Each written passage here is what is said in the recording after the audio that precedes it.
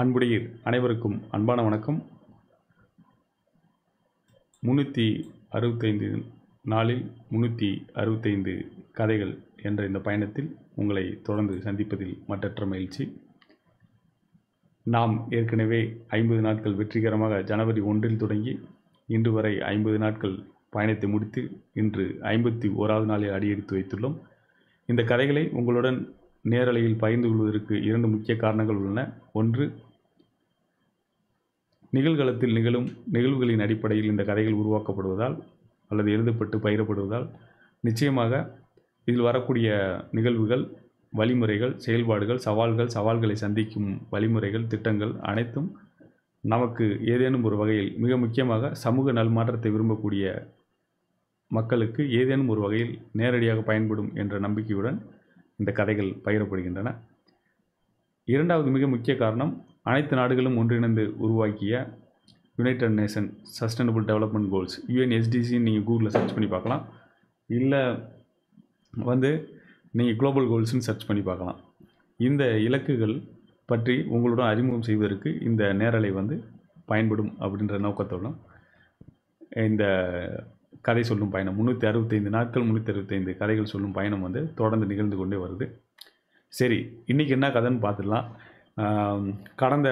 அதாவது இந்த வாரத்தில் நிறைய நாட்கள் கொஞ்சம் டஃப்பான சப்ஜெக்ட்லாம் ஹேண்டில் பண்ணிட்டோம். இடையில அதுக்காக ஒரே ஒரு சின்ன மென்மையான ஒரு கதையை நம்ம சொல்லிட்டு வந்தோம். வரிகொடாய் இரவு. அதை உண்மையிலே அதை இன்னொரு வகையிலையும் சொல்லியிருக்கலாம்.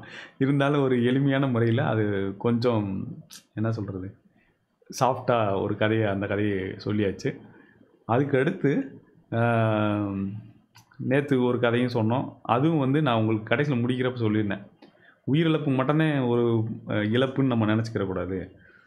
நிறைய பேர் மனதளவில் பாதிக்கப்பட்டும் இந்த உலகத்துக்குள்ளே சுற்றிட்டு இருக்காங்க. அதனால் ஏற்படக்கூடிய இழப்பும் ஒரு மிகப்பெரிய இழப்பு தான் அப்படின்றத நான் உங்கள்கிட்ட அதை முக்கியமாக சொன்னேன். அதுக்கப்புறம் நம்ம இலக்கு எண் 16ஐயும் பார்த்தோம். சரிங்களா? இன்றைக்கி சொல்லக்கூடிய கதை கூட இலக்கு எண் 16க்கு தொடர்புடையது தான். அதுக்கு மிக முக்கிய காரணமாக இருக்குது.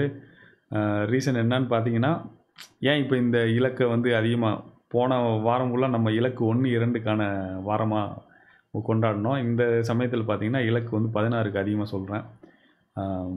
அதுக்கான காரணமும் இருக்குது. சரி வாங்க, இன்றைக்கி என்ன கதைன்னு பார்த்துடலாம். இன்றைக்கான கதை அது தலைப்பு மேபி உங்களுக்கு நினைவில் இருக்கலாம், சில பேருக்கு யாருக்காவது. இருந்தாலும் நான் அதை சொல்லிடுறேன். கையேந்தும் அதிகாரி. கையேந்தும் அதிகாரின்றது தான் இன்றைக்கி நம்ம சொல்ல போகிற கதை. சரி, கதைக்குள்ளே போயிடலாமா? கண்டிப்பாக இதிலிருந்தும் நம்ம நிறையா விஷயம் தெரிஞ்சுக்கிறதுக்கான வாய்ப்பு இருக்குது. ரொம்ப கவனமாகவே கவனிங்க. ஏன்னா நம்ம ஏற்கனவே நம்ம நிறையா தகவல்களை சந்தித்து வர்றதுனால சின்ன சின்ன விஷயங்கள்லாம் நம்ம பெரும்பாலும் கவனிக்காமல் போயிடுறோம். ஆனால் அது நம்ம வாழ்க்கையில் பெரிய பெரிய தாக்கத்தை ஏற்படுத்தக்கூடிய விஷயங்கள். அதை நம்ம கொஞ்சம் கவனம் கொடுத்து பார்த்தோம் அப்படின்னா கண்டிப்பாக நம்ம வாழ்க்கையில் பெரிய மாற்றத்தை கொண்டு வர்றதுக்கான வாய்ப்புகள் நமக்கு நிறையாவே இருக்குது. சரி, கதையை ஆரம்பிச்சிடுறேன். வீட்டை விட்டு கிளம்பும்போது உடல் முழுவதும் ஒரு வித்தியாசமான உணர்வு ஏற்படும். அது என்னவென்று இதுவரை நான் கண்டுபிடித்தது இல்லை.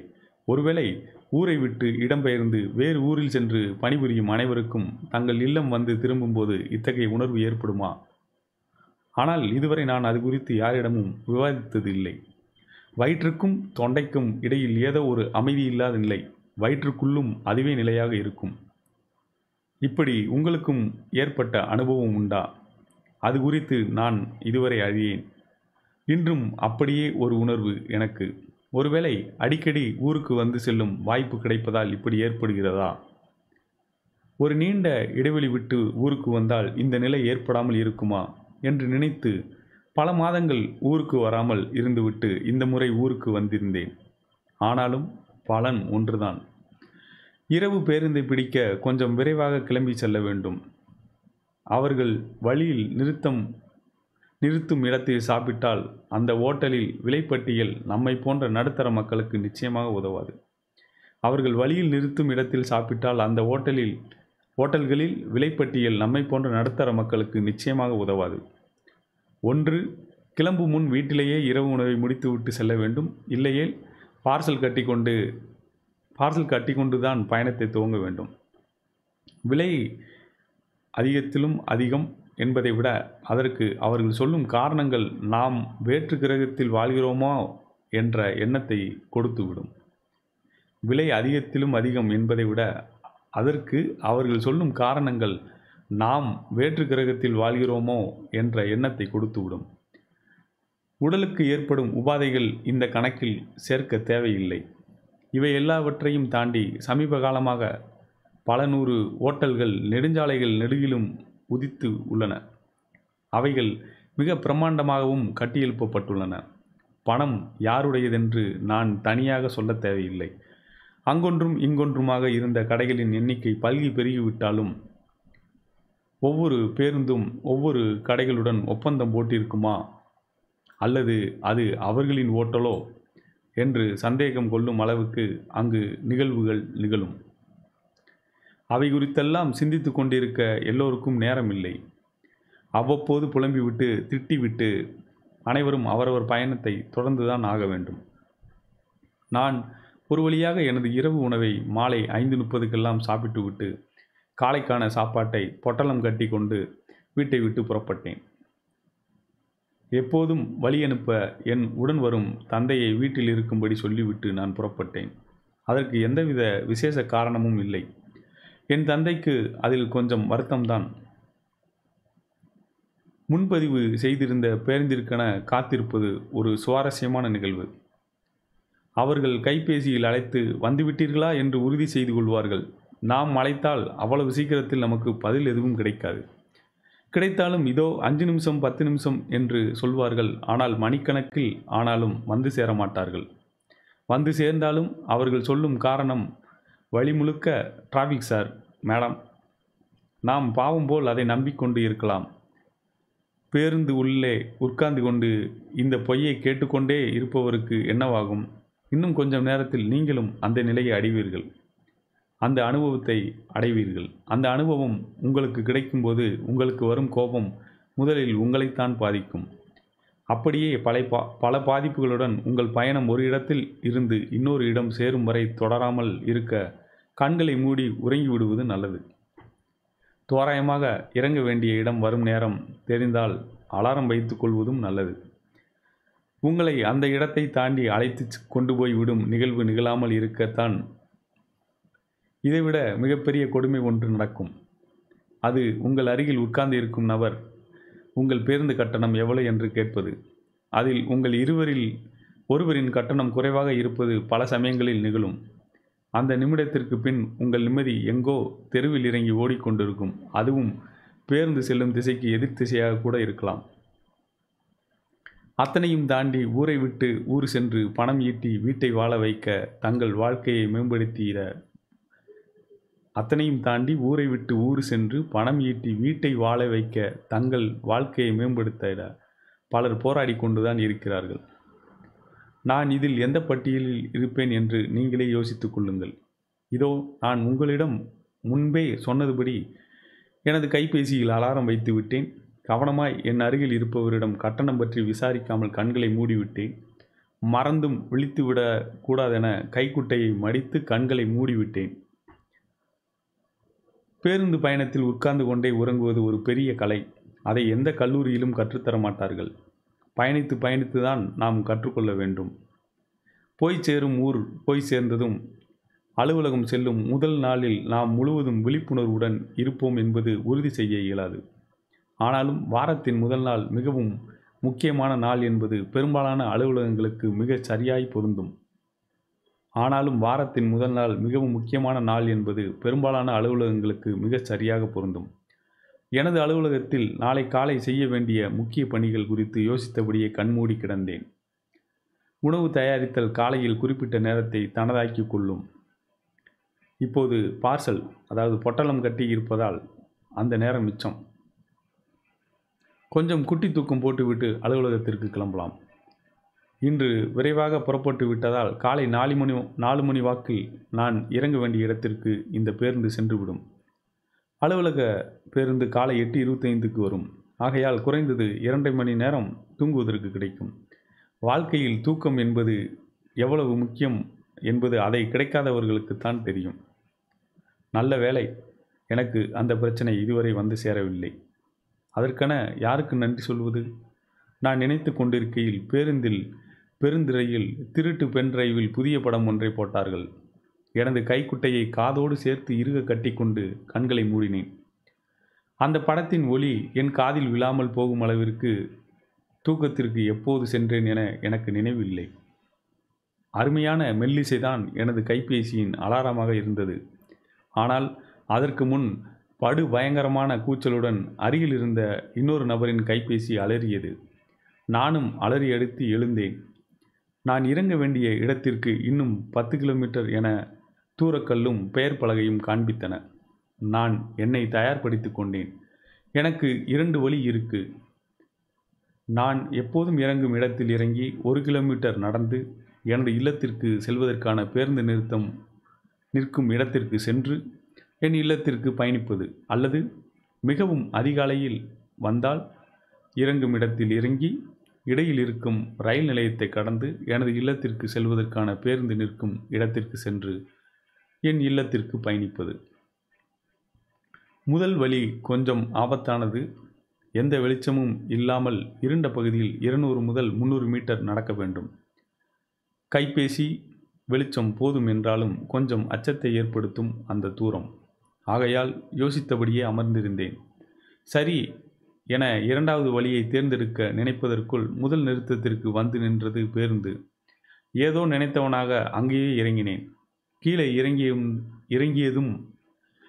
இறங்கியதும் தான் அந்த நிகழ்வுக்கான காரணம் தெரிந்தது. அங்கே ஒரு வயதான பாட்டியும் அவரது பேத்தியும் விழித்தபடி காத்து கொண்டிருந்தார்கள். நான் அவர்களிடம் பேசும் சூழல் ஏற்பட்டு விடாமல் இருக்க விரைந்து நடந்தேன். அந்த பாட்டி என்னை கூப்பிட்டு தாங்கள் செல்ல வேண்டிய இடத்தின் பெயரை சொல்லி அந்த பேருந்து எங்கு கிடைக்கும் என கேட்டார். எல்லா நேரங்களிலும் நாம் நினைப்பது நம் வாழ்வில் நடந்து விடுமா? நடந்தால் என்னதான் ஆவது? ஆனாலும் அவரின் அருகில் சென்று தெளிவாய் வழி சொல்லிவிட்டு நான் நடக்கத் துவங்கினேன். மீண்டும் அந்த பாட்டி அழைத்து, தம்பி, நீங்கள் அந்த பக்கமாக போறீங்க என்றார். ஆமா பாட்டி என்றேன்.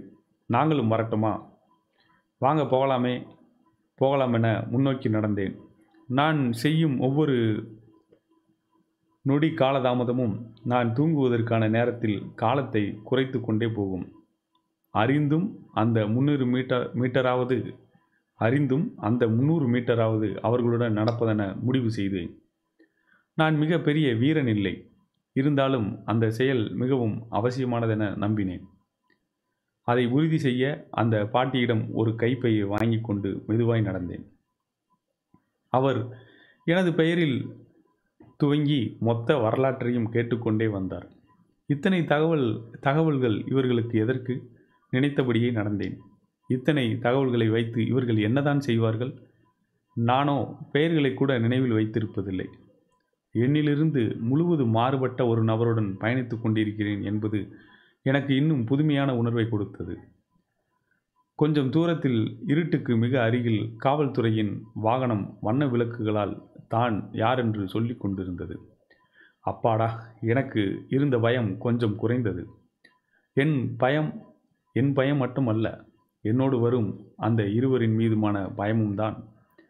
இனி அவர்கள் பத்திரமாக சேர்ந்து விட முடியும் என்ற நம்பிக்கை பிறந்தது. எல்லா நம்பிக்கைகளும் முழுவதுமாக நிறைவேறும் என்று யார் சொன்னது? பல நம்பிக்கைகள் சுக்குநூறாக உடைந்து சிதறிப்போவதும் உண்டு. இப்போது எனக்கு நடக்கப் போவது இல்லை, எனது நம்பிக்கைக்கு நடக்கப் போவதை எந்த வகையில் சேர்ப்பது என்று நீங்கள் பிறகு முடிவு செய்து கொள்ளுங்கள். அருகில் நெருங்க எனது நம்பிக்கை மேலும் வலுவானது. அந்த காவல்துறை வாகனத்தில் இருந்த அதிகாரி ஒரு பெண் அதிகாரி. என் மகிழ்ச்சிக்கு எந்த குறையும் இல்லை. அது மேலும் பல்கி பெருகியது. அந்த சமயத்தில் நான் அவரது பாதுகாப்பு குறித்து யோசிக்கவில்லை. அதாவது அந்த போலீஸ் அதிகாரி அவங்களோட பாதுகாப்பை பற்றி குறித்து யோசிக்கவில்லை. அவர் மேலதிகாரி போல் காணப்பட்டதால் அந்த வாகனத்தின் வடப்பக்கத்தில் இருக்கும் கடைகளை கவனித்தேன். கடைகளில் சில ஆண் அதிகாரிகள் இருந்தார்கள். அதில் ஒருவர் இந்த வாகனத்தின் ஓட்டுநராக இருக்கக்கூடும். அவர் ஒரு கிளாஸ் டீயோடு அந்த வாகனத்தை நோக்கி வந்து கொண்டிருந்தார். அவர் டீயை கொடுத்துவிட்டு அதே கடையை நோக்கி நடந்தார். அந்த இடத்தில் நிகழப்போவதற்கு நான் சாட்சியாகப் போகிறேன் என்று எனக்கு இந்த நொடி வரை தெரியாது. தூரத்திலிருந்து ஒரு ஆட்டோ வந்தது. சரியாக அந்த ஆட்டோ டீ கடை அருகே சென்று திரும்ப முற்பட்டது. எனக்கு மிகுந்த மகிழ்ச்சி. இந்த ஆட்டோவில் சென்றால் தூங்கிட இன்னும் கொஞ்சம் அதிகமான நேரம் கிடைக்கும் என்பதே அதற்கு காரணம். நான் நினைத்தது போலவே அந்த ஆட்டோ எங்களை நோக்கி வரத் துவங்கியது. மன்னிக்கவும், நான் நினைத்தது தவறு. அந்த காவலாளியின் கட்டளைப்படி அது காவல்துறை வாகனத்தை நோக்கி சென்றது. நான் மிக அருகில் வந்து விட்டேன். அந்த ஆட்டோவை நிறுத்தும் நோக்கத்தில் அந்த ஆட்டோ டிரைவர் தனது சட்டை பையிலிருந்து பணத்தை எடுத்து அந்த வாகனத்தில் அமர்ந்திருந்த அதிகாரியிடம் கொடுத்து விட்டு புறப்பட்டார். நான் ஓடி வருவதை கவனித்து மிக மெதுவாக வேகத்தை மட்டுப்படுத்தினார். நான் ஓடும் அதே நேரத்தில் எனது முடிவினை மாற்றிக்கொண்டேன். வேகமாக ஓடி, அண்ணே இங்கே வாங்க, அந்த பாட்டிக்கு ஆட்டோ வேண்டுமாம் என்றேன். தம்பி, நான் முன்னாடி போய் சுற்றிக்கிட்டு வந்துடுறேன் என்றார். சரி என்று சொல்லிவிட்டு அந்த பாட்டியை நோக்கி ஓடினேன். எனது கவனம் எல்லாம் அந்த காவல் அதிகாரி மற்றும் அங்கு நிகழும் நிகழ்வுகளின் மேல் இருந்தது. அந்த ஆட்டோ திரும்பி வரும். பாட்டி, அதில் ஏறினால் நீங்கள் போக வேண்டிய இடத்துக்கு கூட்டிகிட்டு போய் விடுவாங்க, காசும் கொஞ்சம்தான் செலவாகும் என்றேன். நான் சொல்லி முடிக்கும் முன்னே இன்னும் சில ஆட்டோக்கள் அந்த வாகனம் அருகே சென்று அந்த அதிகாரியிடம் பணம் கொடுத்துவிட்டு பயணத்தை தொடர்ந்தன. நான் பாட்டியையும் அவர் பேத்தியையும் ஆட்டோவில் ஏற்றிவிட்டு நேரே அந்த காவல்துறை வாகனத்தை நோக்கி நடந்தேன். அந்த அதிகாரி மிகவும் கம்பீரமான, தைரியமான பெண் அதிகாரி. அவர் அந்த இடத்தில் சிலை மாதிரி அமர்ந்திருந்தார். அவரிடம் எந்த உணர்வும் இல்லை. வணக்கம் சொல்ல நினைத்து அவருக்கு தமிழ் தெரியுமோ தெரியாதோ என்று ஆங்கிலத்தில் குட் மார்னிங் மேடம் என்றேன். குட் மார்னிங் என்று அவரையும் அறியாமல் பதிலுரைத்தார். தேங்க்யூ மேடம், இந்த இடத்தில் காலையில் அல்லது இரவில் நடந்து வரும் பெண்களுக்கு பாதுகாப்பற்ற சூழல் இருக்குன்னு தெரிஞ்சு நீங்கள் இங்கே வந்து நிற்பது பெரும் உதவியாக இருக்குது என்றேன்.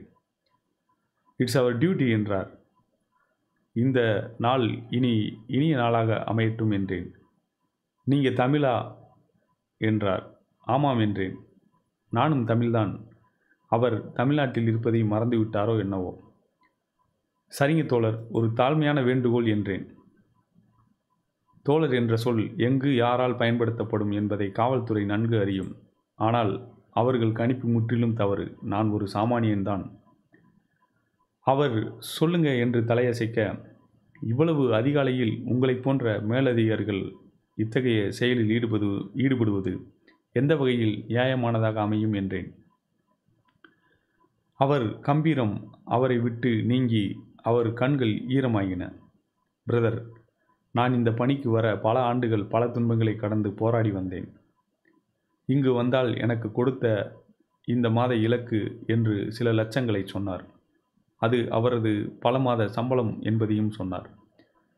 அதோ அங்கிருக்கும் இரு காவலாளிகளும் இந்த செயலை முறைப்படி செய்து முடிக்க ஆட்டோ வாகன ஓட்டிகளை வழிகாட்டி கொண்டிருக்கிறார்கள். நான் எனது மனச்சாட்சிக்கு எதிராக இங்கு இந்த பணத்தை சேமிக்கும் உண்டியலாய் இருக்கும் இந்த வாகனத்திற்கு காவல் போல் அமர்ந்திருக்கிறேன். நீங்கள் ஏன் மேலதிகாரிகளுக்கு தெரிவிக்கக்கூடாது? அந்த நெட்வொர்க் மிகவும் சிக்கலானது. நாம் உள்ளே சென்று வெளியேறிவிட முடியாது. விரைவில் நான் இந்த பணியை விட்டுவிடலாம் என்று இருக்கிறேன். அதற்குள் எந்த பிரச்சனையிலும் சிக்கிக்கொள்ளக்கூடாது என்பது மட்டும் என் மனதில் இப்போது ஓடுகிறது. அவர் சொல்லி முடிக்கையில் நான் கனவு காண்பது போல் எனக்கு தோன்றியது. தூரத்திலிருந்து காவலாளியில் ஒருவர் விசிலடித்தார். அந்த வாகனத்தின் அருகில் நான் நீண்ட நேரம் நிற்பது காரணமாக இருக்கலாம். நீங்கள் இந்த செயலை செய்வதன் மூலமாக பிரச்சனையில் சிக்க வாய்ப்பு உள்ளதே என்றேன். நான் பணியிலிருந்து வெளியேற விடுப்பு கடிதம் கொடுத்து பல மாதங்கள் ஆயிற்று. அவர்களுக்கு பிரச்சனை வராமல் இருக்க எனக்கென ஒரு பங்கு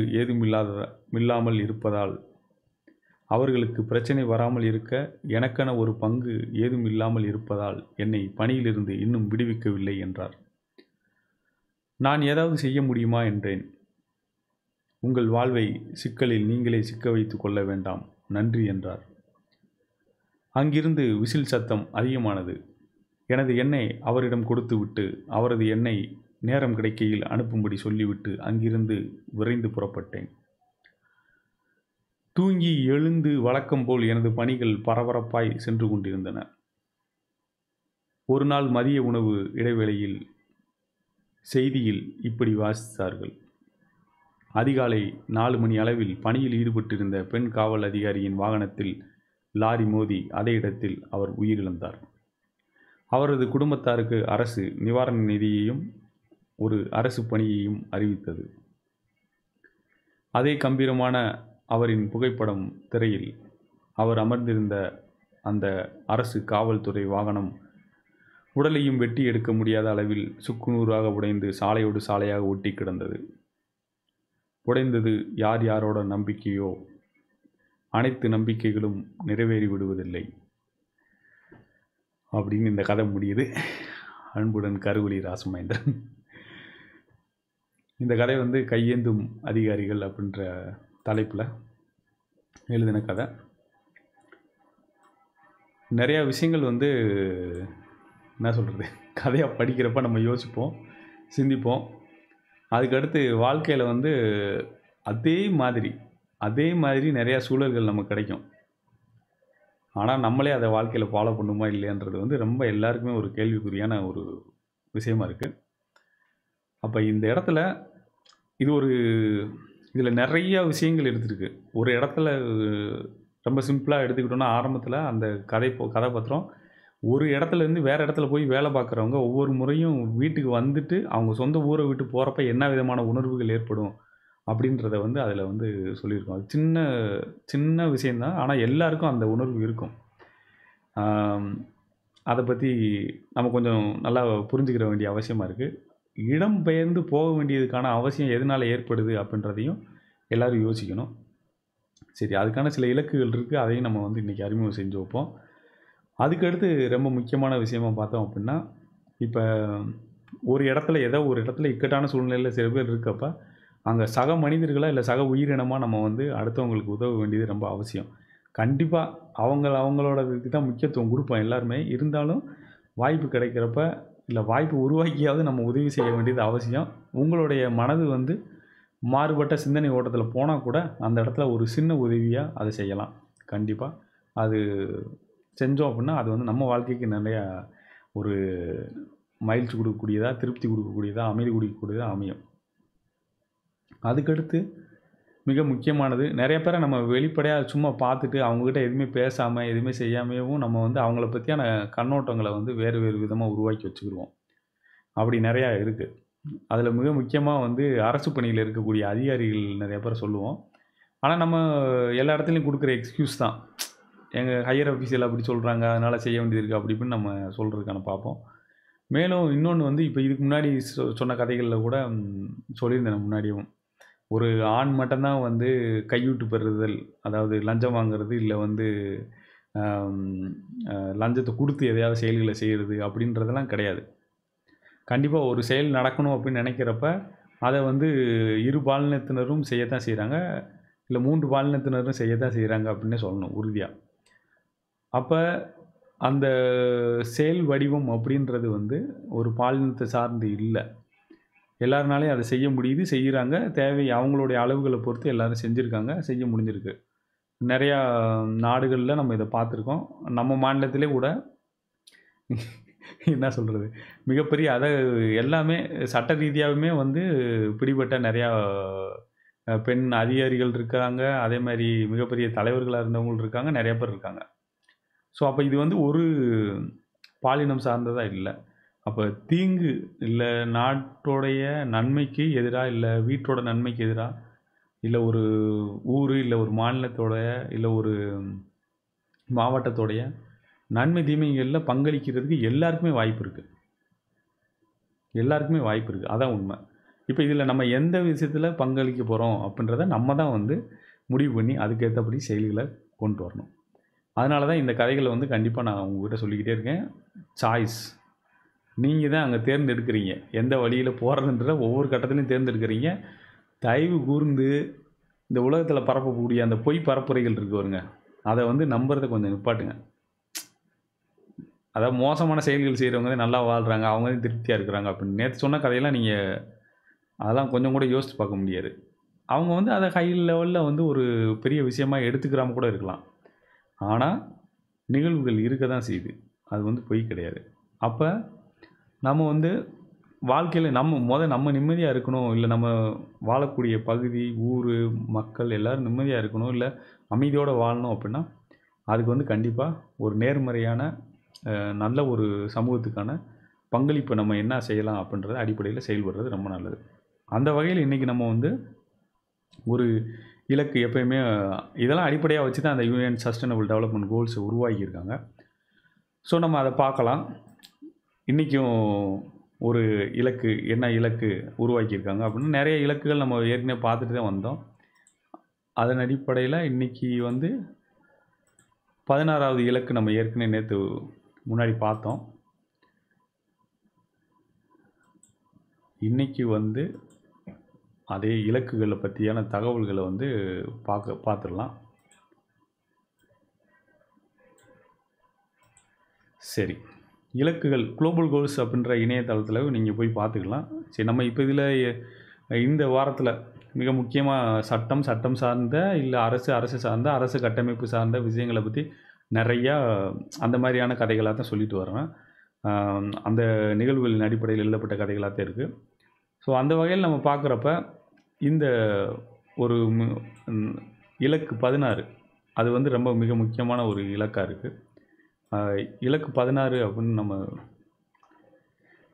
ஏன் முக்கியமாக இருக்குது அப்படின்னு சொன்னீங்க அப்படின்னா, உலகம் முழுவதுக்கும் அமைதி, இல்லை நீதி, இல்லை அதை நிலைநிறுத்துறதுக்கு தேவைப்படக்கூடிய அரசு சார்ந்த கட்டமைப்புகள், இது எல்லாமே முக்கியம். இதை பற்றி நேற்றே நம்ம நிறையா இதை உங்கள் கூட பகிர்ந்துக்கிட்டேன். இப்போ இந்த இலக்குகள் அதில் ரொம்ப அடிப்படையாக இருக்கிறது என்ன பார்த்தோன்னா, இப்போ நம்ம ஒரு டெமோக்ராட்டிக் சொசைட்டியை க்ரியேட் பண்ணணும் அப்படின்னு நினைக்கிறோம் அப்படின்னா, அதுக்கு இந்த இது எல்லாமே ரொம்ப ரொம்ப அவசியம். உருவாக்குறது மட்டும் இல்லை, அதை வந்து செயல்முறைப்படுத்துறது ரொம்ப ரொம்ப அவசியம். அந்த முக்கியமாக எல்லாருக்கும் அது கிடைக்கிறதுக்கான நிலையில் இருக்க வேண்டியது ரொம்ப அவசியம் அப்படின்றது தான் இதில் சொல்கிறாங்க. அதில் உட்பிரிவுகள் இருக்குது. அதை வந்து நேற்று கூட நான் உங்கள்கிட்ட சொல்லியிருந்தேன். இதில் பார்த்தீங்கன்னா 12 உட்பிரிவுகள் இருக்குது. அதில் முதல் முக்கியமானது என்ன சொல்கிறாங்க, உலகம் முழுவதும் எங்கேனாலும் சரி நடக்கக்கூடிய வயலன்ஸை வந்து ரெடியூஸ் பண்ணணும் அப்படின்றத ரொம்ப முக்கியமாக சொல்கிறாங்க. அந்த ரேட்டை வந்து சிக்னிஃபிகண்ட்டாக ரெடியூஸ் பண்ணணும் அப்படின்றாங்க. 2வது மிக முக்கியமான இலக்கு குழந்தைகள் வந்து தவறான முறையில் பயன்படுத்தப்படுறதோ, இல்லை அவங்கள வந்து குழந்தைகள்ன்ற ஒரே காரணத்தினால, இப்போ ஃபார் எக்ஸாம்பிள் குழந்தை தொழிலாளர்கள்லாம் ஒழிக்கணும்னு சொல்கிறோம். நீங்கள் இன்றைக்கி நம்ம ஊர்லேயே போய் பார்த்தீங்கன்னா நிறைய கடையில் எழுதி ஒட்டியிருப்பாங்க. முன்னாடிலாம் அதெல்லாம் இருந்திருக்காது. பாத்திரம் கழுவுறதுக்கு, டேபிள் துடைக்கிறதுக்கு எல்லாமே சின்ன பசங்க குழந்தைகள் தான் இருந்திருப்பாங்க. அதை வந்து அது எக்ஸ்ப்ளாய்டேஷன் சொல்கிறோம். அவங்கள வந்து ஏன்னா குறைவான சம்பளம் கொடுத்து அவங்க எந்த ஒரு உரிமையும் கேட்க முடியாத நிலமையில் வச்சுக்கிறதுக்கு பயன்படுத்தியிருக்காங்க. அதேமாதிரி குழந்தைகளை கடத்தி விற்கிறதெல்லாம் நீங்கள் முன்னாடி கேள்விப்பட்டிருப்பீங்க, அந்த காலத்துல எல்லாம் பார்த்துருப்பீங்க. இப்போயும் கூட நடக்குதுன்னு நிறைய நியூஸஸ் எல்லாம் வருது. அப்புறம் குழந்தைகளுக்கு எதிராக நடக்கக்கூடிய வன்முறை, இது எல்லாமே வந்து இல்லாமல் இருக்கிறதுக்கு அதிலேருந்து தடுத்து குழந்தைகளை பாதுகாக்க வேண்டியது ரொம்ப அவசியம்னு நினைக்கிறாங்க. இதில் மிக முக்கியமாக என்னோடய தனிப்பட்ட முறையில் இருக்க கருத்து என்ன அப்படின்னா, இதெல்லாம் நம்ம செய்யணும். ஆனால் அந்த கல்வியை வந்து குழந்தைகள்கிட்ட போய் திணிக்கக்கூடாது. அது ரொம்ப முக்கியமாக நான் வந்து யோசிக்கிறது இருக்குது. இது பற்றி மற்றவங்களோட கருத்து என்ன இருக்குதுன்னு தெரியாது. ஆனால் என்னுடைய மிக முக்கியமான கருத்து, இது எல்லாம் செய்யக்கூடிய ஆட்கள் யாருன்னு பார்த்து நமக்கு தெரியும். கண்டிப்பாக குழந்தைகளுக்கே செஞ்சுக்கிறல. அப்போ குழந்தைகளுக்கு பெரியவங்க செய்கிறாங்க, இல்லை ஒரு இளைஞர்கள் செய்கிறாங்க, இல்லை வயதானவங்க செய்கிறாங்கன்னா, அவங்கள கூப்பிட்டு அவங்களுக்கு என்ன பிரச்சனை, அவங்கள ஏன் போய் குழந்தைகளை வந்து டார்கெட் பண்ணுறாங்க, அவங்கள வந்து எப்படி அதிலேருந்து மீட்டெடுக்கிறது, அதுக்கு என்னென்ன ட்ரைனிங் ப்ரோக்ராம்ஸ் கொடுக்கணும், அதுக்கு என்ன அரேஞ்ச்மெண்ட் பண்ணணும், அதுக்கு என்னென்ன கட்டமைப்புகளை அரசு உருவாக்கணும், அதை செய்யணும். ஆனால் செய்யாமல் குட்டி குழந்தைகிட்ட போய், சின்ன குழந்தைகிட்ட, ஸ்கூலில் படிக்கிற குழந்தைகிட்டோ எல்லா இடத்துலையும் போய் நம்ம போய் லெக்சர் கொடுத்துக்கிட்டு இருக்கோம். இதை வந்து கூச்சமே இல்லாமல் எல்லாருமே செய்கிறாங்க. அரசு அதிகாரிகள்லேருந்து எல்லோரும் நம்ம போய் செஞ்சுக்கிட்டு இருக்கோம். இது வந்து அவங்களுக்கு அது எப்படி தோணுதுன்னு எனக்கு தெரியவே இல்லை. அது என்ன லாஜிக்கில் இந்த கவர்மெண்ட் ஒர்க் பண்ணுதுன்றதோ, இல்லை மக்கள் எல்லா அரசு சார்ந்த அமைப்புகள் ஒர்க் பண்ணுதுன்னு தெரியல. உண்மைதான், ஒரு பிரச்சனையை வந்து என்ன பிரச்சனை நடக்குது, அதுலேருந்து தப்பிக்கணும், இல்லை அதுலேருந்து மீண்டு வந்துக்கிறணுன்றது தேவை தான். ஆனால் எந்த வயசில் போய் நீங்கள் அவங்கக்கிட்ட சொல்லுவீங்க? யார் தவறு செய்கிறார்களோ அவங்கள கண்டுபிடிச்சி அவங்களுக்கு என்னென்ன சொல்லணும், அவங்கள என்னென்ன செய்யணும், செய்யக்கூடாதுன்றத அவங்களுக்கு எப்படி ட்ரெயினிங் கொடுக்கணும், அதுதான் ரொம்ப முக்கியமானதாக இருக்குது. இப்போ கூட எங்களுடைய வீட்டுக்கு அருகில் இருக்கக்கூடிய காவல் நிலையத்தில் கூட குழந்தைகளை வந்து இதிலேருந்து பாதுகாக்கணும்னு சொல்லி படம் வரைஞ்சி குழந்தைகள் படத்தை போட்டு வரைஞ்சி வச்சுருக்காங்க. இதை வந்து எந்த விதத்தில் நியாயமா, ஆனால் அதை செய்கிறது என்னது, குழந்தைகள் பாதுகாப்புக்காக இருக்கக்கூடிய அமைப்புன்னு போட்டிருப்பாங்க. இதெல்லாம் எவ்வளோ ஆச்சரியமாக இருக்கும், நீங்களே யோசித்து பாருங்கள். இது ஒரு சிந்தனை தான். கண்டிப்பாக நீங்கள் அதை குறித்து யோசித்து பார்க்க வேண்டிய ஒரு விஷயமும் இருக்குது. அதை வீட்டுக்குள்ளேயும் பெரியவங்களை தான் நீங்கள் போய் டார்கெட் பண்ணணும். அவங்களுக்கு மனநிலை சரியில்லை. இப்போ ஃபார் எக்ஸாம்பிள் ரொம்ப சிம்பிளான எடுத்துக்காட்டு சொல்கிறேன். அம்மா அப்பா அவங்களுக்குள்ளே ஏதோ மனசு வேறுபாடு கோவத்தில் இருக்காங்கன்னு வச்சுக்கிடுவோம். அவங்க இவங்களை அடிக்க முடியாது, இவங்க அவங்கள அடிக்க முடியாதுன்னா பிள்ளையை போட்டு அடிக்கிறாங்கன்னு வச்சுக்கோங்க. இது ரொம்ப சிம்பிளான எக்ஸாம்பிள். ஏன்னா குழந்தை வந்து திரும்ப அடிக்க முடியாது. இப்போ யாரை போய் நம்ம வந்து ட்ரைனிங் கொடுக்கணும், யாருக்கு வந்து புத்திமதி சொல்லணும் அப்படின்னா பேரண்ட்ஸ்க்கு தான் சொல்ல வேண்டியது இருக்குது. அந்த குழந்தைகிட்ட போய் சொல்லணுமா, இப்படி செஞ்சு இப்படி சண்டை போட்டாங்கன்னா வீட்டை விட்டு ஓடி வந்து 1098க்கு கால் பண்ணுப்பான்னு சொல்ல முடியுமா? ஆனால் நம்ம அதைத்தான் சொல்லிக்கிட்டே இருக்கோம். இது ரொம்ப எளிமையான எடுத்துக்காட்டு சொல்கிறேன். இதை விட மோசமான நிறையா எடுத்துக்காட்டுகள் இருக்குது. கண்டிப்பாக அதை ஒவ்வொரு நாள் வேறு கதைகள், அடுத்து குழந்தைகளுக்கான மாதம்னே வரும், அதுலலாம் அந்த கதைகள் இருக்கும். அதில் நான் உங்களுக்கு சொல்கிறேன். கண்டிப்பாக அது இருக்க போது. அடுத்து வந்து 16.3 promote the rule of law and ensure equal access to justice. ஒரு சட்டத்தை உருவாக்குறது மட்டும் முக்கியம் இல்லை, அதை வந்து அந்த நீதி எல்லாருக்கும் கிடைக்கிறதுக்கான வாய்ப்பு வந்து எல்லாருக்கும் இருக்கணும். அதை வந்து ஒரு சின்ன கிராமத்துலேருந்து துவங்கி இன்டர்நேஷ்னல் லெவலில் எல்லாத்துக்கும் வேணும். இன்டர்நேஷ்னல் லெவலில் நான் சொல்கிறது எப்படின்னா, ஃபார் எக்ஸாம்பிளுக்கு நம்மளே ஏதோ வேறு நாட்டுக்கு போகிறோம், அங்கே போய் ஏதோ ஒரு சூழ்நிலைனால வேலை இழந்துடுறோம், அங்கேருந்து வர முடியாதோ இல்லை மாட்டிக்கிட்டே முழிச்சிக்கிட்டே இருக்கணும்னு வச்சுக்கோங்க. அப்போ அங்கே நமக்கு நீதி கிடச்சி நம்ம மீண்டும் நம்ம நாட்டுக்கு வர்றதுக்கான வாய்ப்பு எளிமையாக இருக்கிற மாதிரி தான் சட்டங்கள் இருக்கணும், அது அக்சஸ் இருக்கணும். அங்கே போய் மாட்டினது அவ்வளோதான் கிடக்கிறோம். இன்றைக்கி பார்த்தீங்கன்னா டெல்லியோட ஜெயிலையும் வந்து எதுக்காக உள்ள ஜெயிலுக்குள்ளே இருக்கணும்னு தெரியாதவங்களாம் நிறைய பேர் ஜெயிலுக்குள்ளே இருக்க தான் செய்கிறாங்க. இதை பற்றி நிறையா தகவல்கள் வெளியே வந்திருக்கு, எல்லாம் இருக்குது. ஆனால் அதை அப்படியே தான் நம்ம தொடர்ந்துக்கிட்டே இருக்கோம். அப்படிலாம் இருக்கக்கூடாதுன்றதுக்காக இப்போ உலக நாடுகள் எல்லாம் இணைந்து இது மாதிரி ஒரு இலக்குகளை உருவாக்கி வச்சுருக்காங்க. பார்ப்போம். இதை செயல்முறைப்படுத்துறதுக்கு மக்களுடைய பங்களிப்பும் ரொம்ப ரொம்ப முக்கியம். நம்ம அப்படியே கண்ணை மூடிக்கிட்டே நமக்கு வரலன்ட்டு அப்படியே ஓடிக்கிட்டே இருந்தோம்னா வர்ற அன்னைக்கு நமக்கு தெரிய வரும். அடுத்து combat organised crime and illicit financial and arm flows. இது பார்த்தீங்கன்னா 2030க்குள்ளே இந்த மாதிரி, அதாவது தவறான முறையில் பணமாகவோ இல்லை இராணுவ தளவாடங்களாகவோ இல்லை ஆயுதங்களாகவோ இல்லை போதைப் பொருட்களாகவோ இதை வந்து எதுக்காக, அதாவது ஆர்கனைஸ்டு கிரைமுக்காக பயன்படுத்துகிறத வந்து உடனடியாக தடுத்து நிப்பாட்டணும் அப்படின்றது ரொம்ப முக்கியமானதாக வச்சுருக்காங்க. அடுத்து சப்ஸ்டான்ஷியலி ரெடியூஸ் கரப்ஷன் அண்ட் பிரைஃபரி. லஞ்சம் கொடுக்குறதும் வாங்குறதும் தப்பு அப்படின்னு சொல்லி எல்லா இடத்துலையும் எழுதி போட்டிருப்பாங்க. லஞ்சம் கொடுத்தாங்கன்னா இந்த நம்பருக்கு கால் பண்ணுங்கன்னு போட்டிருப்பாங்க. அது யாருக்குமே கண்ணில் தெரியுமா தெரியாதான்னு தெரியாது. கேட்குறவங்க கேட்டுக்கிட்டே இருப்பார், கொடுக்குறவங்களும் கொடுத்து செய்யுங்கன்னு சொல்லி மிரட்டுறவங்களும் மிரட்டிக்கிட்டே இருப்பாங்க, வேலை முடியணும் அப்படின்றதுக்காக. ஸோ ஆனால் அதுக்கப்புறம் எங்கள் நாடு சரியில்லைப்பா, உங்கள் நாடு சரியில்லைப்பான்னு நம்மளே வந்து சொல்லிக்கிட்டு இருப்போம். நம்ம கொஞ்சம் வித்தியாசமான ஆட்கள் தான். இது அந்த இதை வந்து குறைக்கணும் அப்படின்றது இதில் முக்கியமாக சொல்லியிருக்காங்க. அடுத்து 16.6 develop effective accountable and transparent institution. இப்போ நம்ம உருவாக்கக்கூடிய அரசு சார்ந்த நிறுவனங்கள் எல்லாமே எப்படி இருக்கணும், திறன்பட செயல்படக்கூடியதாக இருக்கணும். அப்போ அரசு நிறுவனங்களுக்கு வேலைக்கு போகிறவங்க வந்து, நான் ரொம்ப எளிமையான எடுத்துக்காட்டு சொல்லணும்னா, ஒரு வெறும் 1000 ரூபாய்க்கு பயங்கர கஷ்டப்பட்டு உழைச்சி உயிரை கொடுத்து உழைச்சிக்கிட்டு இருப்பாங்க. எதுக்கு, அரசு வேலைக்கு போகணுன்னு படிக்கிறதுக்காக, அதுக்காக செய்கிறப்போ பயங்கரமாக வேலை பார்த்துக்கிட்டு இருப்பாங்க. டகால்னு அப்படியும் எப்படியோ எக்ஸாம் எழுதி பாஸ் ஆகி, கஷ்டப்பட்டுதேன் எப்படியோன்னுலாம் சொல்ல முடியாது, கஷ்டப்பட்டு படித்து பாஸ் ஆகி அதுக்கு போயிட்டாங்கன்னா, அங்கே போனோடனே அவங்க எஃபெக்டிவ்னஸ், அவங்களுடைய திறனுக்கு என்ன ஆகும்னே நமக்கே தெரியல. ரொம்ப ஆச்சரியப்பட்டு போகிற அளவுக்கு அவங்க திறன் இல்லாமல் செயல்படுவாங்க. அடுத்து அக்கௌண்டபிள், பொறுப்பேற்கும் தன்மை, அதுவும் காணாமல் போயிடும். அப்புறம் டிரான்ஸ்பரன்சி, வெளிப்படைத்தன்மை, அது எங்கே போச்சுன்னே தேடினாலும் கிடைக்காத அளவுக்கு ஆயிரும். அப்படி இல்லாத ஒரு அமைப்பை உருவாக்கணும் அப்படின்றது தான் ரொம்ப முக்கியமான இலக்காக சொல்லியிருக்காங்க. அப்போ 16.7 ensure responsive, inclusive and representative decision making. ஒரு ஊர் அளவுலையோ இல்லை நகரத்தளவுலையோ இல்லை மாவட்ட அளவுலையோ இல்லை வந்து மாநில அளவுலையோ இல்லை வந்து நாடு அளவுலையோ இல்லை உலக அளவுலையோ ஏதோ முடிவு எடுக்கிறதுக்காக திட்டமிடுறாங்க அப்படின்னா, அந்த இடத்துல வந்து அனைவரையும் அங்கே அந்த பகுதியில் இருக்கக்கூடிய மக்கள் எல்லாத்தையும் சேர்த்து அவங்கக்கிட்ட கருத்துக்களை கேட்டு அதன் அடிப்படையில் முடிவுகள் எடுத்து அதாவது பார்ட்டிசிபேட்டரி எல்லாருமே பங்கேற்கணும். அவங்க சொல்லக்கூடிய கருத்துக்களை ஏற்று அதுக்கு தகுந்த பதிலளித்து அதுக்கு வரக்கூடிய நல்ல சிந்தனைகளை உள்ளுக்குள்ளே சேர்த்துக்கிட்டு அதுக்கப்புறம் முடிவுகள் எடுத்து அதுக்கப்புறம் செயல்படுத்தணும். அப்படி செயல்படுத்தணும் அப்படின்னா கண்டிப்பாக வந்து நம்ம வந்து சஸ்டைனபிள் டெவலப்மெண்ட் அதாவது ஒரு தற்சார்பான வளர்ச்சியை வந்து சாத்தியமாக்க முடியும் அப்படின்றதுனால அதை சொல்கிறாங்க. அப்புறம் 16.8 ஸ்ட்ரென்தன் த பார்ட்டிசிபேஷன் இன் குளோபல் கவர்னன்ஸ். இப்போ உலக லெவலில் அதாவது சும்மா தனியாக ஒரு சின்ன ஊருக்குள்ளே மட்டும் நல்லா நாங்கள் வச்சுருக்கோம் அப்படின்னு சொல்கிறதுல பெருமை கிடையாது. உலகம் முழுவதும் அந்த நெட்வொர்க் வந்து ஸ்ட்ராங்காக இருக்கணும். இருக்கிற எல்லா இன்ஸ்டியூஷன் இப்போ ஒரு நாடு இப்போ ஒரு கிராமத்தில் நல்ல ஒரு இன்ஸ்டியூஷன் இருக்குன்னா ஒரு அமைப்பு அரசு சார்ந்த அமைப்பு இருக்குன்னா அதேமாதிரி மாவட்ட அளவில் இருக்கக்கூடியது, மாநில அளவில் இருக்கக்கூடியது, நாடு அளவில் இருக்கக்கூடியது, வேறு நாடுகளுக்கு இடையில் இருக்கக்கூடியது, இவங்க எல்லாருமே கனெக்ட் ஆகி நல்லா இருந்தால் தான் இதுக்கான பாசிபிலிட்டிஸ் இருக்குது.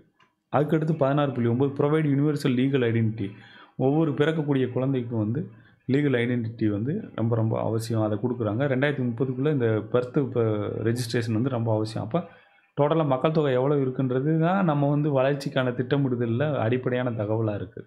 முதல் அடிப்படையான தகவல். இது வளர்ச்சின்னு சொல்கிறப்போ மனிதர்களுக்கானது மட்டும் கிடையாது, இந்த பூமியில் வாழக்கூடிய அனைத்து உயிர்களுக்குமானது. அடுத்து ensure public access to information and protect fundamental freedom. இருக்கிற தகவல்கள் வந்து மக்களுக்கு கிடைக்கக்கூடியதாக இருக்கணும். அது ரொம்ப முக்கியம். ஆனால் அதே சமயத்தில் மக்களுடைய அடிப்படை சுதந்திரத்தை பாதிக்கிற மாதிரி அந்த தகவல்கள் வந்து எந்த சமயத்திலும் நேஷனல் லெவல்லையோ இல்லை இன்டர்நேஷ்னல் லெவல்லையோ அது வந்து பகிர்ந்தளிக்கப்படக்கூடாது. அதையும் முக்கியமாக வச்சுக்கணும். நான் இது கூட உங்கள்கிட்ட முன்னாடி ஒரு எடுத்துக்காட்டு சொல்லியிருந்தேன். ஒரு 4-5 வாரத்துக்கு முன்னாடி பேசுகிறப்போ இல்லை முன்னாடி சமீபத்தில் இதை பற்றி இந்த கோலை பற்றி பேசுகிறப்ப நம்ம வந்து இந்த ஆதார் கார்டுன்றதை பயங்கரமாக பேசி அதுக்கு வந்து இப்படி வேணும் அப்படி வேணும் அப்படியே மிகப்பெரிய போராட்டங்கள்லாம் நடத்தி என்னென்னமோ செஞ்சு நம்ம பண்ணிகிட்டு இருந்தோம். அந்த சமயத்தில் நான் ஒரு சமயம் ஊர்லேருந்து இங்கிட்டு திரும்பி வந்துக்கிட்டு ஊர் பக்கம் வர்றப்ப ஒரு பஸ் ஸ்டாண்டில் பஸ்ஸு நிற்கிறப்ப இந்த கடலையெல்லாம் விற்பாங்கள்ல தள்ளு வண்டியில் விற்றுட்டு அதில் வந்து கடலை மடித்து ரொம்ப நாளாக அதை வாங்கி சாப்பிட்டதே இல்லை அப்படின்றனால வாங்கினேன். பார்த்தா அவர் அந்த பேப்பர் சுற்றி கொடுத்த பேப்பர் ஃபுல்லாக ஆதார் கார்டு ஜெராக்ஸு எல்லாமே ஆதார் நம்பர் டீட்டெயில் ஃபுல்லாக இருக்குது அதில். ஸோ இது வந்து ரொம்ப ஆச்சரியமான விஷயமா இருந்துச்சு. அது கண்டிப்பாக அரசு அலுவலகத்திலேருந்து இடைக்கி போட்டதாக தான் இருக்கும்.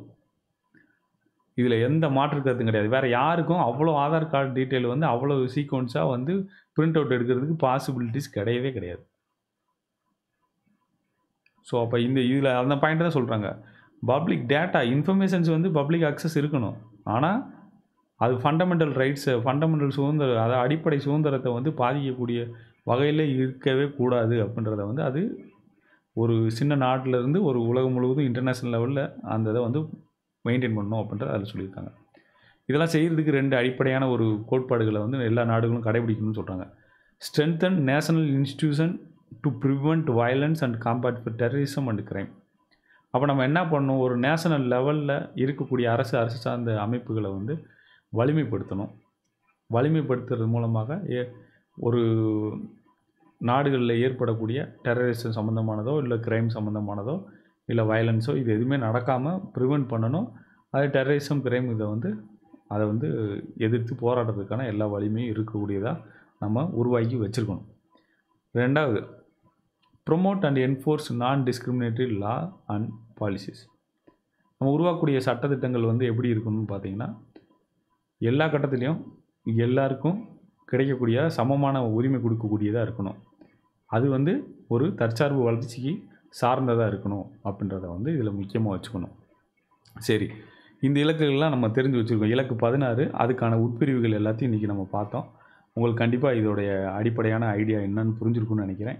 இருந்தாலும் உங்களுக்கு நேரம் கிடைக்கிறப்ப இந்த 17 கோலில் உங்களுக்கு ஏதாவது ஒரு கோல் பிடிச்சிருக்குன்னா அதை பற்றி தெரிஞ்சுக்குங்க, படிங்க, புரிஞ்சுக்குங்க. இது வந்து ஆங்கிலத்தில் இருக்குது. மேபி சில சமயத்தில் தமிழில் தேவைப்படுதுன்னா நான் ஒரு 2.25 மணி நேரம் பேசின காணொலி இருக்குது. அதை கூட நீங்கள் பார்த்துக்கலாம். அந்த தகவலையும் நான் பகிர்ந்து விடுறேன். இப்போதைக்கு உங்களுக்கு நான் இந்த குளோபல் கோல்ஸ் பக்கத்தை ஷேர் பண்ணுறேன் இந்த காணொலியிலே கீழே. நீங்கள் வாய்ப்பு கிடைக்கிறப்ப கண்டிப்பாக இதை பாருங்கள். இது வந்து உங்களுக்கு பயனுள்ளதாக இருக்கும். உங்கள் நண்பர்கள், உங்களுக்கு தெரிந்தவர்கள் யாராவது இதில் ஈடுபாடு உள்ளவர்களாக இருப்பார்கள்னு நீங்கள் நம்புகிறீங்க அப்படின்னா அவங்களுக்கு இந்த தகவலை கூட நீங்கள் பகிர்ந்து கொடுக்கலாம். அவங்களுக்கும் ரொம்ப பயனுள்ள வகையில் அமையும் அப்படின்றது என்னுடைய தாழ்மையான வேண்டுகோள். இந்த 365 நாட்களில் 365 கதைகள் என்ற பயணம் வந்து தொடர்ந்து நம்ம பயணித்துக்கிட்டே இருக்கோம். இதில் வந்து நிறையா விஷயங்கள் நம்ம கற்றுக்குறோம். ஒவ்வொரு விஷயமும் வந்து கண்டிப்பாக உங்களுக்கு ஒவ்வொரு வகையில் பயனுள்ள வகையில் அமையும். ஆனால் இந்த செயல்களை செய்கிறதுக்கு வந்து திட்டமிடுதல் வந்து ரொம்ப ரொம்ப அவசியம். இது சின்ன எடுத்துக்காட்டு. இந்த 51 நாள் நான் தொடர்ந்து இதை வந்து 7:35க்கு இரவு வந்து நம்ம செய்ய முடியுது, இல்லை பேச முடியுது, தொடர்ந்து இதை உங்க கூட பகிர்ந்துக்கிற முடியுது அப்படின்னா, அதுக்கு திட்டமிடுதல் வந்து ரொம்ப அவசியம். அந்த திட்டத்தை செயல்படுத்துறதுக்கான சில குணாதிசயங்களும் தேவைப்படுது. அதுவும் ரொம்ப அவசியம். இப்போ நாளைக்கு ஞாயிற்றுக்கிழமை மாலை வந்து 4:35 மணிக்கு வந்து பயிற்சி வகுப்பு இருக்குது. அந்த பயிற்சி வகுப்பில் வந்து இந்த ஆண்டுக்கான திட்டமிடுதலை வந்து எப்படி பண்ணோம், அந்த திட்டமிடுதலை வந்து எப்படி இப்போ செயல்முறை ஆக்கிக்கிட்டு இருக்கோம் அப்படின்றத பற்றியான அதில் இருக்க அடிப்படையான தகவல்களை வந்து பகிர்ந்துக்கிறதுக்கான நாளாக நாளைக்கு ஒரு நாள் வச்சுருக்கு. அதுக்கான பயிற்சி அதை பற்றியான தகவல்கள் அது கிடைக்கணும் அப்படின்னா அதுக்கான நான் லிங்க்கையும் இந்த காணொலியோட கீழே ஷேர் பண்ணுறேன். நீங்கள் அதில் நேரடியாக போய் பார்த்தீங்கன்னா நாளைக்கு பயிற்சிக்கான தகவல்கள் அதெல்லாம் இருக்கும். நீங்கள் அதை பார்த்துக்கலாம். அடுத்த வாரம் வந்து இன்னொரு பயிற்சி வகுப்பு இருக்குது. அந்த பயிற்சி வகுப்பில் எல்லாம் இலவச பயிற்சி வகுப்புகள் தான். அந்த பயிற்சி வகுப்புகள் வந்து என்ன இருக்குது அப்படின்னு பார்த்தீங்கன்னா, நம்ம வீடியோ எடிட்டிங் சம்மந்தமாக கற்றுக் கொடுக்குறதுக்கானது இருக்குது. யாராவது ஒரு வேளை எடிட்டிங் ஃபீல்டுக்குள்ளே நுழையணும் அப்படின்னு விருப்பப்பட்டீங்க, ஆனால் உங்களால் காசு கொடுத்து வந்து ஒரு ஹை எண்டான ஒரு சாஃப்ட்வேர் வாங்க முடியல, நான் பைரேட்டை யூஸ் பண்ணிக்கிட்டு இருக்கேன் அப்படின்றதுக்கு பதிலாக அதை விட்டுட்டு ஓப்பன் சோர்ஸ் ஃப்ரீ சாஃப்ட்வேர்ஸே அவைலபிளாக இருக்குது. அதை நம்ம பயன்படுத்திக்கலாம். அது ரொம்ப நமக்கு எளிதாக கிடைக்கக்கூடியது, ஃப்ரீயாக இருக்குது. அதை நம்ம பயன்படுத்தி நம்ம வந்து நம்ம பயிற்சி எடுக்கிறது எவ்வளோ தேவையோ அந்த அளவுக்கு பயிற்சிகள் எடுத்துக்கலாம். இந்த தகவல்களை அதுக்கு அடுத்த வாரம் ஞாயிற்றுக்கிழமை வந்து பயிற்சி வகுப்பில் கொடுக்குறோம். இந்த ஆண்டு 52 பயிற்சி வகுப்புகள் இருக்குது தொடர்ந்து. அதையும் நீங்கள் வந்து பயன்படுத்திக்கலாம். இதை தவிர்த்து பார்த்தீங்க அப்படின்னா சனிக்கிழமை வந்து மாலை 6:30 மணிக்கு 6:30க்கு இன்றைக்கி ஒவ்வொரு வாரமும் தியான பயிற்சி வகுப்புகளும் போயிட்டுருக்கு. அதில் ஏதாவது உங்களுக்கு பயனுள்ளதாக அமையும் அப்படின்னு நினச்சிங்கன்னா நீங்கள் அதையும் பயன்படுத்திக்கலாம். இன்றைய கதை கண்டிப்பாக உங்களுக்கு பயனுள்ள வகையில் அமைஞ்சிருக்கும்னு நான் நம்புகிறேன். 365 நாட்கள் 365 கதைகள். இது நிகழ்காலத்தில் நிகழும் நிகழ்வுகளின் அடிப்படையில் உருவாக்கப்பட்ட கதைகள் என்பதால் சமூக நல்மாற்றத்தை விரும்பக்கூடிய மக்களுக்கு ஏதேனும் ஒரு வகையில் நேரடியாக பயன்படும் என்ற நம்பிக்கையுடன் தொடர்ந்து உங்களுடன் இந்த கதைகளை பகிர்ந்து வருகிறேன். அது மட்டுமின்றி உலக நாடுகள் அனைத்தும் ஒன்றிணைந்து உருவாக்கிய குளோபல் கோல்ஸ் அல்லது சஸ்டைனபிள் டெவலப்மெண்ட் கோல்ஸ் UNSDG அப்படின்னு கூகுளில் நீங்கள் சர்ச் பண்ணி பார்க்கலாம். அந்த இலக்குகளை பற்றி உங்கள் கூட பகிர்ந்துக்கிறதுக்கான ஒரு வாய்ப்பாகவும் இது அமைன்றதுனால நான் தொடர்ந்து உங்கள்கிட்ட நேரலை வாயிலாக சந்திச்சிட்ருக்கேன்.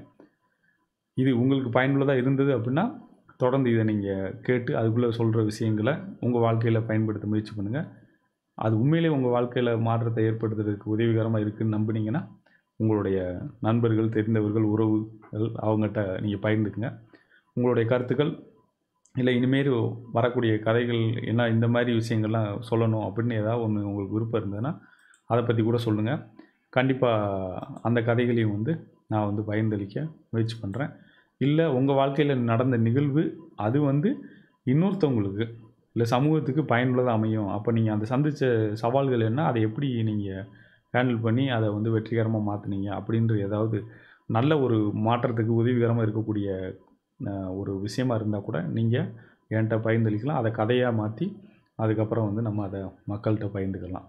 இந்த ஆண்டு முடிகிறப்ப 365 கதைகள் என் கையில் இருக்குன்னு நினைக்கிறதே இப்போ எனக்கு ஒரு மிகப்பெரிய சந்தோஷமாக இருக்கக்கூடியது. ஸோ இந்த மாதிரி சின்ன சின்ன டெக்னிக்கை வச்சு தான் நம்ம வந்து மோட்டிவேஷனலாக இருந்து செயல்பட்டுக்கிட்டே, அதாவது நம்மளை ஊக்குவிக்கிற வகையில் இருந்து செயல்பட்டுட்டு போக முடியுது. ஸோ என்னுடைய மனமார்ந்த நன்றிகள் அனைவருக்கும். மீண்டும் நாளை இன்னொரு கதையோடு சந்திப்போம். அன்புடன் கருவூலி ராசமகேந்திரன். வணக்கம்.